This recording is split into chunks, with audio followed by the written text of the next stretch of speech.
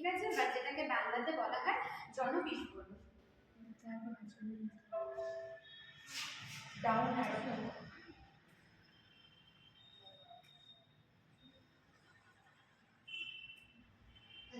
Introduction.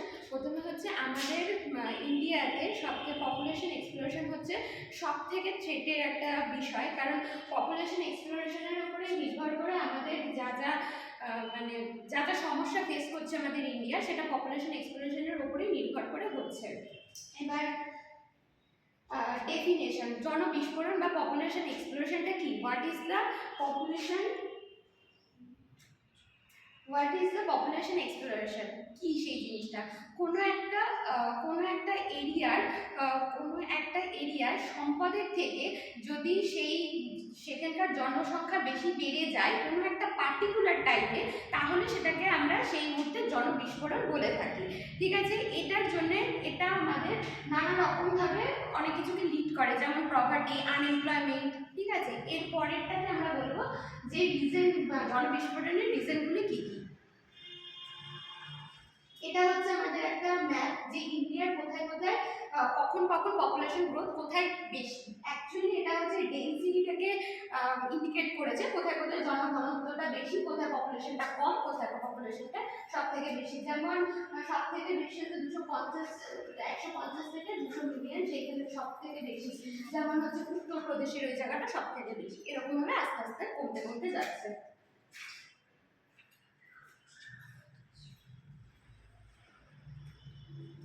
এখানে আদমশুমারি অনুযায়ী বা সেন্সাস ডেটা অনুযায়ী আমি কিছু ইয়ে করেছি। এটা সেকেন্ডারি ডেটা, অবশ্যই এটা প্রাইমারি ডেটা নয়। এটা থেকে আমরা কোন সালে কত জনসংখ্যা ছিল, নাম্বার অফ পপুলেশন ছিল, সেটা দেখানো হয়েছে, এবং এটার অনুযায়ী একটা পার্সেন্টেজ করে পাই চার্টের মাধ্যমে দেখিয়েছি যে কোনটা কিভাবে কি হয়েছে, কত পার্সেন্টেজ ছিল। এটা ইন্ডিয়ার।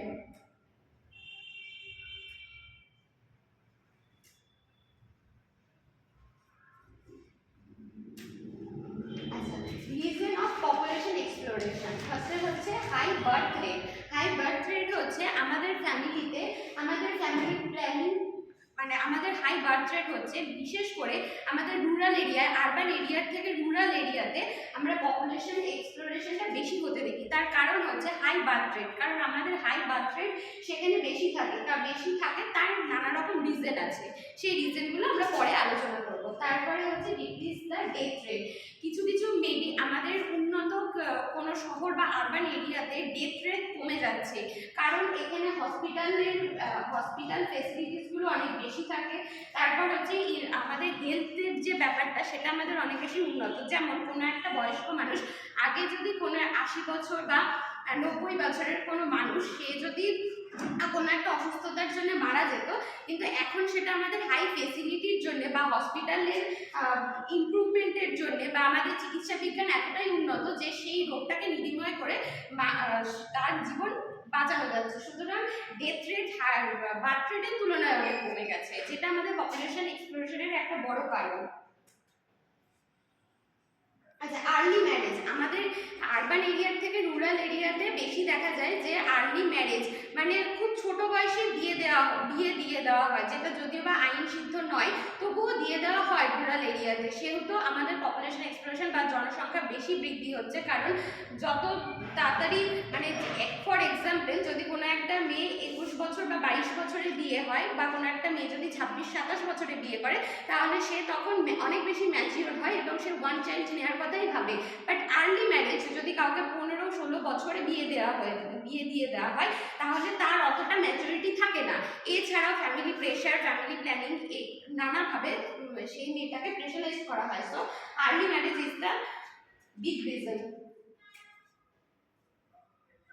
Lack of family planning awareness, মানে আমাদের অনেকের ক্ষেত্রেই, অনেক পরিবারের ক্ষেত্রেই দেখা যায় যে তাদের মধ্যে যে ফিউচার প্ল্যানিংটা সেটা নেই। যেমন একটা বাচ্চাকে তার ফিউচার লাইফের জন্য যে কতটা ফিউচার লাইফে বা লাইফ এক্সপেক্টেন্সি দেওয়ার জন্য কি কি দেওয়া উচিত, সেই জ্ঞানটা অনেক ফ্যামিলির মধ্যেই নেই। যেমন অনেক ফ্যামিলি মনে করে না যে একটা ছেলে মেয়েকে বড় করতে হবে বা শিক্ষিত করতে হবে। কিছু কিছু ফ্যামিলির লোকেরা এরকম থাকে যে তারা মনে করে যে বাচ্চার জন্ম দেবে, সেখানে যদি মেয়ে না হয়ে ছেলে না হয়ে যদি মেয়ে হয় তাহলে সেই মেয়েটাকে তাড়াতাড়ি বড় করে তাকে বিয়ে দিয়ে দেওয়া হবে।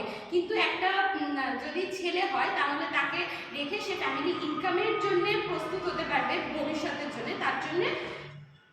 তার জন্য তাকে মানে ছেলের পুত্র সন্তানের আশা করে। তো ফ্যামিলি প্ল্যানিং খারাপ তাই। আচ্ছা, প্রপার্টি হচ্ছে মানে যারা গরিব এলাকা, মানে যারা গরিব হয় তাদের মধ্যে কোনো বেশি চিলড্রেন নিতে চায় বা বেশি বাচ্চা নিতে চায়, তার কারণ হচ্ছে তারা মনে করে যে আগামী দিনে যদি পুত্র সন্তান হয়, পুত্র সন্তানের আশায় মেনলি তারা নিতে চায় যে তাদের গরিবের যে অবস্থাটা সেটা যাতে কেটে যায়, বা গরিবের যে অবস্থাটা থেকে তারা যেন একটা বেটার লাইফ ডিজার্ভ করে, বা বেটার লাইফের জন্য সে পুত্র সন্তানের আশায় মানে বাচ্চা